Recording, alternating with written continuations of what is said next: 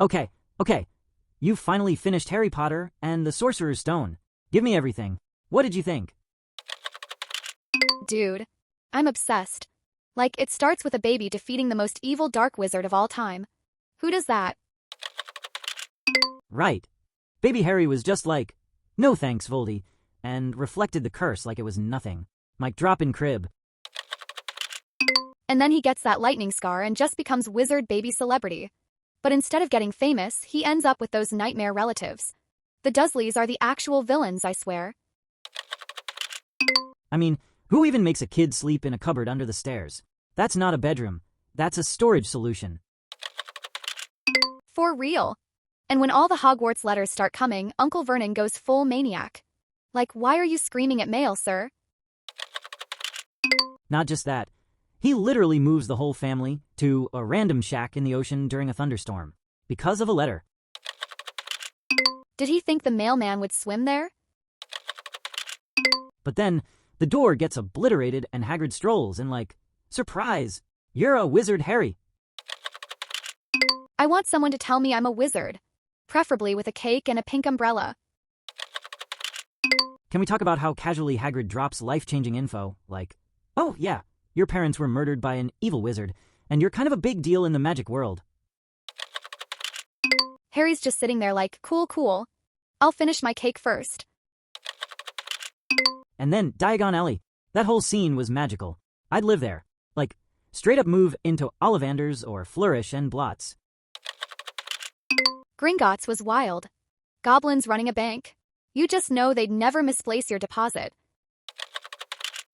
And Hagrid's all secretive about that tiny vault, which surprise later gets broken into. Suspicious much? Then Harry finds out he's famous. Everyone's whispering and pointing like, it's him! The boy who lived. Imagine walking into Walmart and everyone just bows at you. I would definitely abuse that power. Yes, bring me your finest Birdie Bots, every flavor beans, peasant.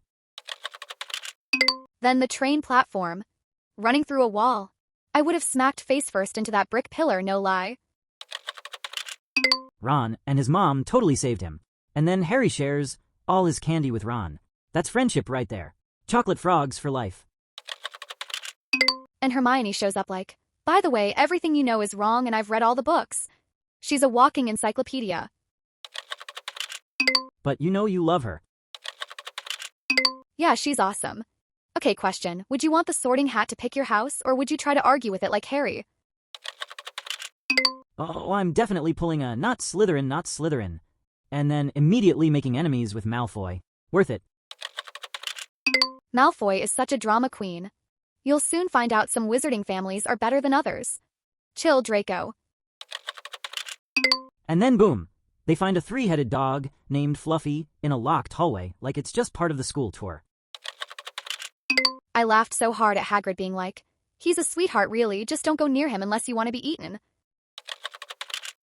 That Halloween scene, though. A troll. In the castle. And Ron's all like, swish and flick, while trying not to die. Hermione's just locked in the bathroom while two 11-year-olds fight a literal troll. Hogwarts is not safe. But after that, the Golden Trio is born. Honestly, they need badges. Then Quidditch. Fast-paced, sky-flying, broomstick-chasing madness. I want to be a seeker so bad. Harry's first match, and he almost dies because someone cursed his broom, and Hermione thinks it's Snape, so she lights his robes on fire. That whole scene was chaos. Students screaming, brooms spinning, and Hermione committing arson like it's no big deal. Turns out Snape was actually protecting Harry. Plot twist of the century. Oh, and Christmas.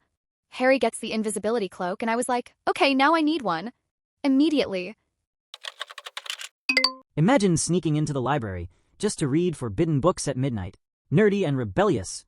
Perfect combo. And when they start digging into Nicholas Flamel. Like, whoa, an actual guy who made a stone that keeps you alive forever. Casual. That's when you know the Sorcerer's Stone isn't just a shiny rock. It's Voldemort bait. Speaking of which, that scene in the Forbidden Forest where Harry sees the hooded figure drinking unicorn blood? I got chills. And Firenze the centaur showing up like a mystical forest therapist. Unicorn blood keeps you alive, but curses your soul forever. Heavy stuff, man. Then they find out Hagrid spilled how to get past Fluffy. Hagrid. My guy, you can't just blab security secrets over tea and dragon eggs. I shouldn't have said that. Yes, Hagrid. That's what we've been saying this entire time. And then they're like, let's go stop Voldemort ourselves. 'Cause nothing says childhood like facing death traps after dinner. Magical plant strangling you? Check. Life-size wizard chess? Check. Potion riddle from a logic test? Triple check. Ron literally sacrifices himself in chess. I was like, no, Ron, don't do it. And he just yeets himself off a horse. And then it's just Harry left to face the final boss, and boom, it's Quirrell, not Snape. Voldemort's face on the back of his head. I screamed. That's nightmare fuel for the next 5 years. And when Quirrell touches Harry and just turns to dust, that was the ultimate don't mess with me moment. The love protection thing. His mom's sacrifice actually makes Harry untouchable to Voldemort. That's some next-level magic. Dumbledore's like, ah yes, the most powerful force in the world. Motherly love. Me, crying. Then he just casually says, oh yeah, we destroyed the stone so Voldemort can't try again. Like it's no big deal. And then Dumbledore's like, oh yeah, Gryffindor's in last place? Not anymore. Mic drop of house points. Harry, Ron, Hermione, even Neville got points. Gryffindor wins the House Cup, and Slytherin's table looks like they just lost the World Cup. So, final question. If you could take one thing from Hogwarts, what would it be? Easy. Invisibility cloak. You? A wand. But only if it comes with Hagrid busting into my house and telling me I'm a wizard. Deal.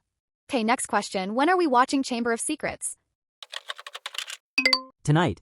I'll bring the popcorn and Bertie Bott's, every flavor beans. But I'm not eating anything that says earwax. Deal. But if we see a giant snake this time, I'm out. Let us know in the comments when you will be watching the next adventure in the Chambers of Secrets. Well, of course, you probably have all watched it without us. And after you let us know, like and subscribe so we know you didn't forget about us.